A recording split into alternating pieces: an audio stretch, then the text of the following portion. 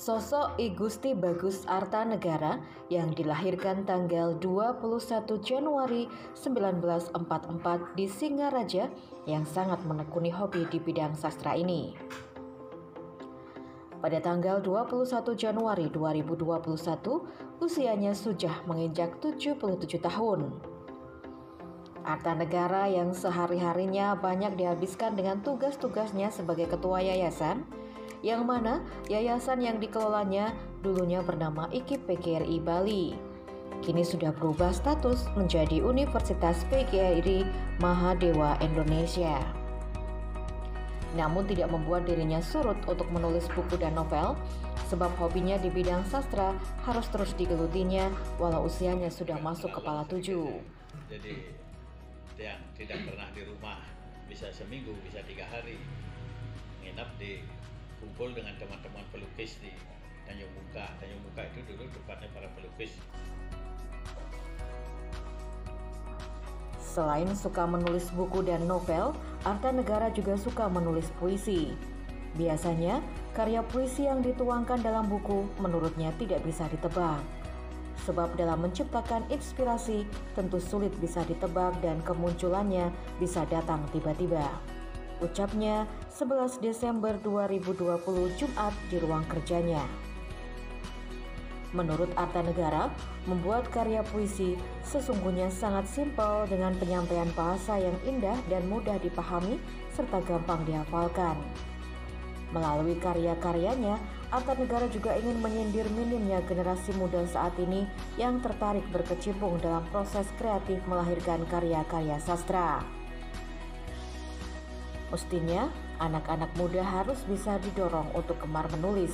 Tidak mustahil jika suatu hari anak-anak muda akan bisa pandai menulis karya sastra, baik puisi, cerpen, pantun, syair, penulis naskah drama, novel, dan lain sebagainya, ujarnya. Karya-karya I Gusti Bagus Artanegara bahkan sempat menang di beberapa event lomba serta dimuat pada harian-harian yang terbit di Denpasar dan Jakarta. Aktivitasnya di bidang seni juga ditunjukkan dengan keikutsertaannya sebagai pengurus Listibia Bali, Himpunan Peminat Sastra HPS Bali, Yayasan Perdagangan Bali, dan lain-lain. Beberapa karyanya yang telah terbit diantaranya Surat Senja, kumpulan puisi, Serbaneka Wayang Kulit Bali, Dalam Bayang-Bayang Cinta, kumpulan puisi, serta beberapa artikel lainnya mengenai kebudayaan. Kemudian, untuk status IKIP PGRI Bali menjadi Universitas PGRI Mahadewa Indonesia, mau tidak mau harus bisa menggabungkan beberapa kampus. Akhirnya, IKIP PGRI Bali dan Sekolah Tinggi Manajemen Informatika dan Komputer STMIK Denpasar bergabung dan muncullah nama Universitas PGRI Mahadewa Indonesia yang ditandai dengan adanya Surat Keputusan Menteri Pendidikan dan Kebudayaan nomor 603/M/2020. Penyerahan status tersebut dilaksanakan di kantor LL Dikti wilayah 8 Bali, Nusa Tenggara di Jalan Terengguli 1, Tembau, Denpasar Timur oleh Kepala LL Dikti wilayah 8 Bali, Nusa Tenggara, Profesor Dr. Inengah Dasi Astawa.